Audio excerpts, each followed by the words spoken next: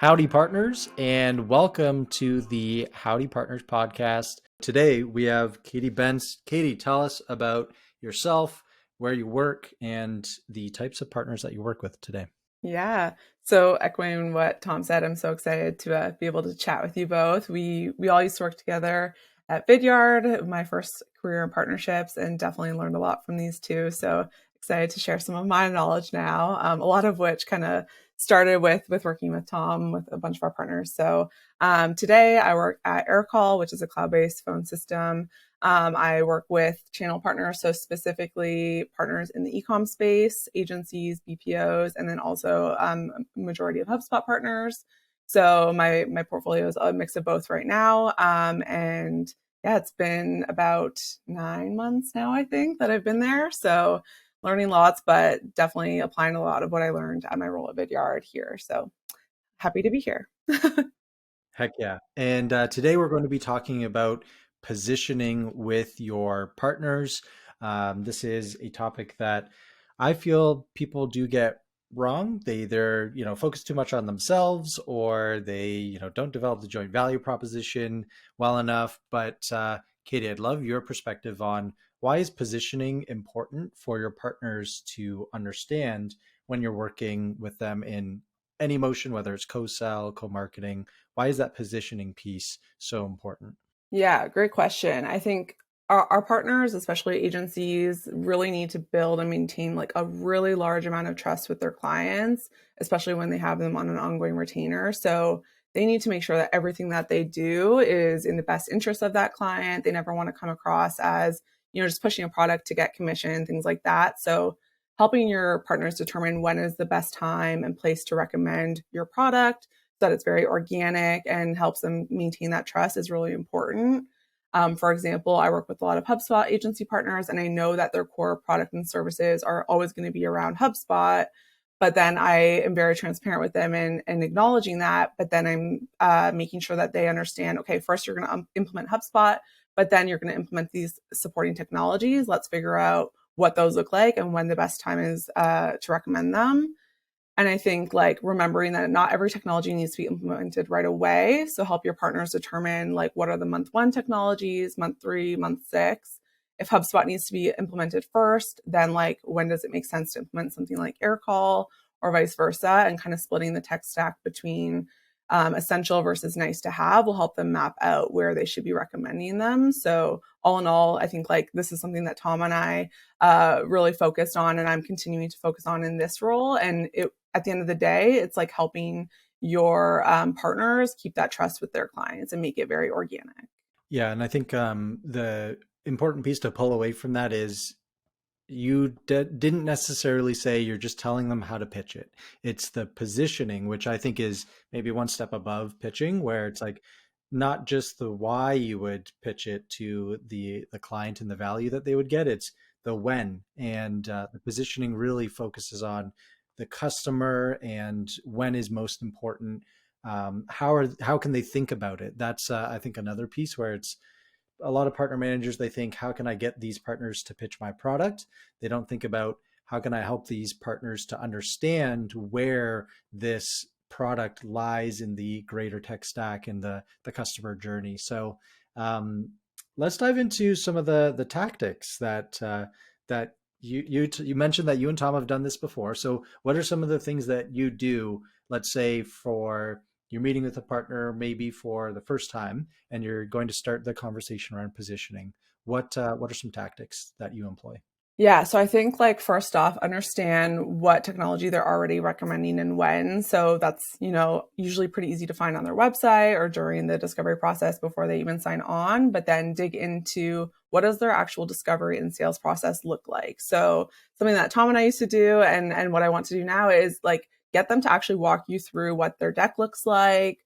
What are they already talking about? What do you think that they should be adding? For example, here at Aircall, like we developed a training exercise that helps partners add questions around telephony to their discovery process so that it's easier to recommend based on like understanding their current situation. And what we actually recommend that they do is like make a test call to their current phone number, see what that experience is. And then again, it's like a very natural and organic way of of being able to then make a recommendation afterwards. And then also finding out who is making the recommendation. So, is it the sales team before a client signs? Is it customer success or client services post sale? You need to understand who's making these recommendations so you know who you need to be enabling. And then having like ongoing enablement sessions to ensure that they understand the product, the use cases, integrations, things like that. Something that worked really well when I was at Vidyard is that we ran a series of small group training sessions with one of the sales managers. So it was a select group of partners. It was still intimate, but it was, we could do it a little bit more at scale because we did it in a group setting.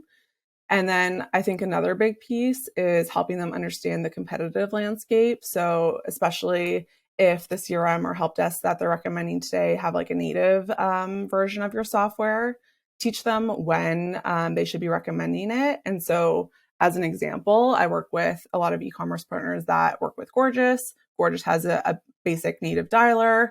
Aside from feature comparison, one thing that I now teach them, thanks to one of my partners who actually taught me, is that as soon as a client hits like a certain call volume within Gorgeous, it actually is cheaper to use Aircall versus the pricing model of Gorgeous's native dialer. So I think like learning those things beyond just product comparison and things like that are really going to help make it easier for your partners to say, okay, they make more than 75 dials a month or receive more than 75 inbound. Like that's the time that we're going to recommend a different solution. It's so relevant right now because I don't know if you guys remember, but I did this agency paradigm training when I was at Vidyard, and I'm actually doing that in 2 weeks for our team here at Just Call. And part of what you mentioned early on, Katie, is like transparency is really key. And like you guys both echoed the fact that it's not if, it's when. And part of what makes positioning successful in what we do is really just understanding how the agency goes to market. Because as we know, aside from like very specialized agencies or however you look at it, like sometimes agencies sell different. There's a difference between selling based on value, which is I'm going to charge you $10,000 or $10,000 a month, and we're aiming to hit these 3 goals, but I'm not going to, line item out everything that our team is going to execute for you to be able to do that. And then you have the agencies that, you're charging based on points or whatever it may be, where it's like you're getting 4 blog posts, you're getting 2 site pages. And what that does in our landscape is it makes it, there's 2 different paths to selling technology. And I think the most important key that combines both is when we prescribe a tech stack, or when you're looking at sales collateral from a partner standpoint, it's really important to understand that you're not trying to change the way they go to market. You're not coming in and completely revamping what they're doing. What you are ultimately trying to achieve is making minor tweaks to make sure that they understand that selling technology can be very easy in a sense. Like if you put it on a timeline over 3 months, 6 months, 12 months, whatever it may be. And what that ultimately does is it makes you as a partner manager or a channel account manager, you're not stressed, because like if you do it right, something like an Aircall, something like a Just Call, whatever it may be, around the landscape of HubSpot, Salesforce, or whatever it may be, we know that it's enhancing. We know that it's secondary. So you're never going to be like, hey, you need to have Aircall before you have HubSpot. And so that makes it really easy for us to come at it from an honest and transparent approach to say, listen, HubSpot's going to be first. We want to make sure that you have plenty of time to convey to the customer that we're actioning the right things to make your digital landscape very efficient, very synergistic, etc. We can let you know when it's right for Aircall. And so like it just makes it a lot easier. And you also mentioned something that I think is critical, is that there's a difference between selling technology in the sales cycle, so like pre-selling customers or prospects, I guess, and how you position it there. But for technologies that are enhancing or secondary, it's most likely going to the lever is going to be pulled after that scope of work is signed. So making sure that you're connecting with their go-to-market teams, the team that are executing work, building strategy documents in the onboarding phase, like it's super critical. And so it makes me excited because I feel like we're doing a lot of the similar things, and it works as you get to talk to partners. So I think something I wanted to pull out there was when we were talking about the tactics. It was great. It sounded like a lot though. And I know you can spend a lot of time on this positioning piece. So what are some ways that you've made this efficient? What are some of the things that you've deployed in the past? And it may be useful for you to walk through, like step one or meeting one is this, and then we move on to this. What is that process for making sure that it's efficient as you're working on the positioning with your partners? Yeah, I think like the biggest thing is starting from the moment a partner signs on. Like sometimes people focus too much on, okay, they signed on as a partner. Now I need to like teach them all the technical things about this product. Most of our partners are really smart, right? Probably smarter than us when it comes to technology. So it's like, it's not going to be that hard to train them on the product. Right away, I always on the first call, like dig into, okay, tell me about obviously their ICP, all those things. Tell me about your team, and then tell me about like what technology are you recommending today? How are you recommending it? And like dig in from the very beginning, because it's then going to be very easy for you to start making recommendations on how your technology fits into that, how they can improve. I think something like, being a partner manager, it's one thing to teach them just about your product, but also like how to sell technology in general, like Tom mentioned. So like digging into that process should be like right from the get-go. You can do a lot of technology training around the product asynchronously, and then spend your time like on these calls, because you don't get that much face time with them, especially if they're like a busy owner or whatever it may be. So like use that time to be very strategic, and then try to like make a lot of the other stuff asynchronous. Yeah, and I would add to that, as you mature in your career, you will be able to understand whether an agency or a channel partner is right to take on some of the positioning. Like positioning to me, like if I look at two cores, it's understanding how your product works and then understanding how to position that product for your partners. And there are, I would say, maybe selfishly, the positioning side can be a lot heavier. So to the point of, how do you pull away the key tactics that you can scale right within your capacity, your partners? I think there's maybe like a couple of key elements that would be right for any partner. Like, hey, can I provide resources, assets that they can digest on their own and get a better glimpse in terms of how they can position, if they want to, a product? Some of the deeper elements that we're kind of getting into around looking at sales collateral, helping to consult around like positioning a full tech stack and like the why and the when, is it all that to say, like, this is why being honest and transparent, like, listen, I know you're a team of 5, like, are you ready to do this? Because it's going to be heavy. And that it just boils down to making sure that your timing is right to position with your partner, that like, we've got some stuff that will help you sell better and faster and probably easier. And I'm not going to shove it down your throat. And Katie, you mentioned this earlier. It's like positioning versus pitching. And I think that's like that mentality carries through in these key cores. It's like, I'm going to help you. I'm going to position this for you. Do you want to go through this? Like, I'll give you the glimpse of the bare bones. And if you're not ready, that's okay. Right. That's okay. We can cover this at a better time. Yeah. And I think a lot of like, especially agency partners, they're so specialized in what they do and they're such smart people, but a lot of them will admit like they don't like selling, right? So it's like, how can I make this easier for you and your teams to not like, don't even think of it as selling, it's positioning, right? It's not, you're not the one that has to make the sale. Like that's what our team is here for. And that's what this co-sell motion is. But how can I get your team comfortable enough to at least start making recommendations and then get them over to our team? Like, I want to work with where they're at. And I think a lot of them, they'll openly admit like they just don't like to sell. That's not what they started an agency to do. It's like they did it to actually do the technical work or whatever it may be. So like make sure you actually have those conversations, and then like make sure they know that like you're here to be their consultant and help them get better at that. That's part of the role of a partner manager, is just like teaching them how to do these things, right? So let me ask you, how many one-pagers do you send out per day? I know. I feel like that's such a common thing. I do send them out, but I think like for me, The biggest thing is like, yes, I can give you an asset, fine, but like the biggest thing is consistency in your communication, right? So like one thing that we do here is when a new partner signs on, we have like a channel pack creator that creates a Google Drive folder with their relevant like resources based on the integrations that they work with, things like that. It's great. But how many times do you think they're actually going to go back to that folder months down the line? Probably not that often. So what I try to focus on more is like having consistent engagement. Tom, you'll probably remember like when I was at Vidyard, I had a Slack community for my partners, and it worked really well because it was a way that I could have general channels for announcements, updates, things like that. And I could easily send that out. I just had to send one message. And then I had private channels with each partner. And it was a great way to like at scale, send out updates. Something that we're doing here at Aircall now is that we just started like biweekly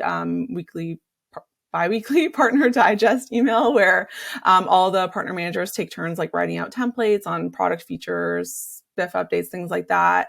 And I think just like staying top of mind and also so that they have relevant and timely updates is going to be a lot more effective than just like giving them a document or, you know, a slide deck. Those are great and they still have their place. But for me, it's all about like consistent communication. Yep. Yeah, that's part of the, I guess, the hill that I'm climbing here is that you've got to remain relevant. And it goes back to the idea that like there are partners that are mature in your ecosystem that are ready to take on some of those more custom approaches.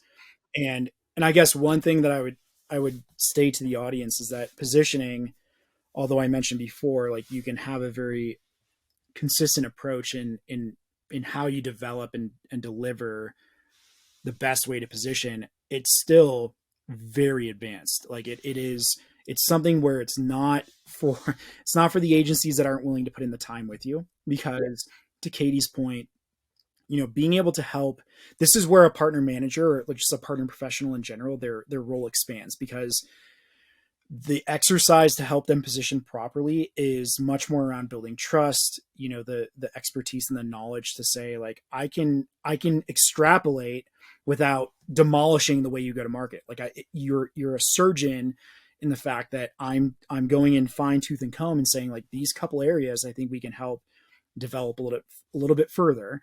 And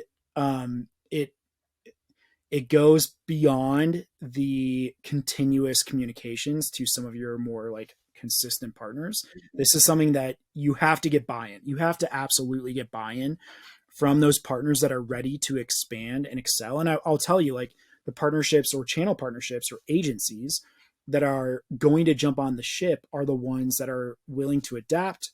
They're willing to change their model.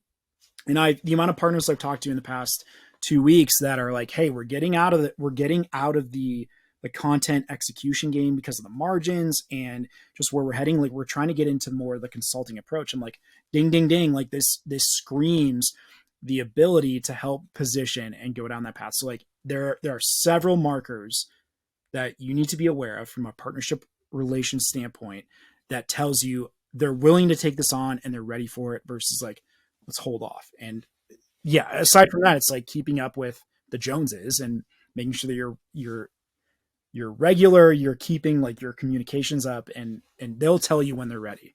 And it doesn't happen overnight, right? Like this isn't something that you just have one 45-minute call and all of a sudden they like understand how to position technology. It's like an ongoing process, set deadlines, give them tasks to do. And I think like as long as you kind of get their buy-in and they're willing to put the time in and you're willing to help them with that, it can become really effective, but it isn't a quick process because it's not like they're going in and changing their whole business model, but it is changing like a mindset, right? And that takes time. So, if you were either starting today, or, you know, someone came to you and asked, okay, I'm ready to start helping my partners position, what would you say is step one? What can be the tactical takeaway from everything we talked about today? What is that step one to get the ball rolling in your mind? Yeah, I think like auditing what their current process is for recommending technology is going to be probably number one step for me. And then doing like research on what those technologies are. And then you can kind of bucket them into that essential versus nice to have or supporting technologies, and then have conversations with them to really like map out where each one fits in the client's journey with them. And then I think a big part too is like helping define what services they're going to add around your technology, right? Like yes, commission is nice if that's part of your offering as a tech partner, but for them, like where the real value is obviously in services. So make sure like that is an important piece of, if they want to, adding services, and then help them define like what they are, what they can be charging, things like that. A great place to start is look at what your professional services are at your company, and then see what your partners can offer. Yeah, and it's funny, like when you talk about that, like service development is really key, because that's how agencies beat the margins that they have. Selling technologies, commissions, it's all mailbox money. They tell you like the best channel partners that you have don't care about that. Yeah. But if you can work in kind of like reverse order, it's understanding who your agency is. So, are they broad speaking, or are they specialized? Do they have sales enablement? Do they have the ability to like build strategy documents? If they do, like your service development with them is more open. And why that's important is because when you come back to the positioning side, they know, like it will click with them to say, okay, yes, if I'm building strategic documents on, call scripts or implementation and integration, like it just makes it easy for them to then come back to the sales front and say, like, I know how to position this. I know how to drive this technology. I know when it probably fits. And that's a really key point, is that although you're kind of reverse engineering, it's like, if you truly grasp what your partner is capable of, it allows you to then say, like, okay, I know they can do X, Y, and Z. Let's come back to the table and say, all right, from a positioning standpoint, you're not just selling a product, you are actually implementing. And this goes back to where like the brand identity and brand trust comes into place. Like, I'm not going to tell you how to position it. I'm just going to give you tidbits to say, like, here's what works really well. And then they'll figure it out on their own. And that's like, to the original point, like building successful positioning around technology as an agency can take months. And so it is not something that you can just jump into and be done in 2 weeks. It's a lot easier to put like a new page in your sales deck than it is to like train a salesperson on how to actually do this right. So kudos to you, Katie. Like, that's a great point. I think the service side is actually, it's part of the positioning, at least in my mind, that I sometimes get to later on. But in the same vein, if you understand what they can do early on, it allows you to help them position better. I love that. Nice. And Tom, what is your tactical takeaway from our conversation today? I think the core positioning is really understanding like developing and figuring out how to make your partner's position better. I feel like we covered a good amount of that. Is like, there's a time and a place, but if I could recommend for everyone, I used to work in an agency. So like any organization I work with, it's pretty nice and easy for them to understand how agencies tick. And what I would say for organizations that haven't had a hire from an agency or a channel partner, lack of a better term, talk to your channel partners about like, how do they sell? How are they built? Like, have some very like deep conversations with them. Like, I just want to understand who you are, like in the HubSpot landscape. How are you, like, how have you built success? Like, how have you sold? How is your agency made up? But then how are some of your competitors or different agencies? Because what that will allow you to gain is knowledge into like, okay, I've got a better understanding. I have more confidence in how agencies are built, the main point of contacts I need to be speaking with, how I position a little bit easier, and ultimately to like develop your own strategies and hypothesis around like what can work, what can't. So I would have, my takeaway is like, if you have channel partnerships, talk with your agencies like off the cuff. Like, I want to understand how agencies run, and hopefully that will help you kind of understand like why positioning is important and what it means to you guys.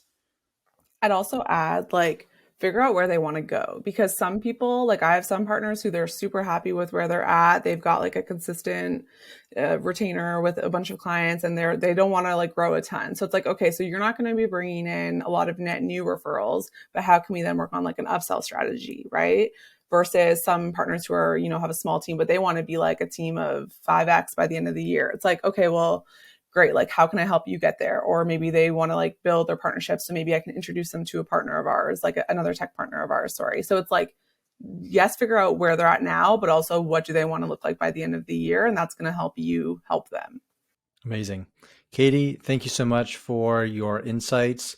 That is another episode of Howdy Partners. Tune in next time. Thanks, everyone. Thank you.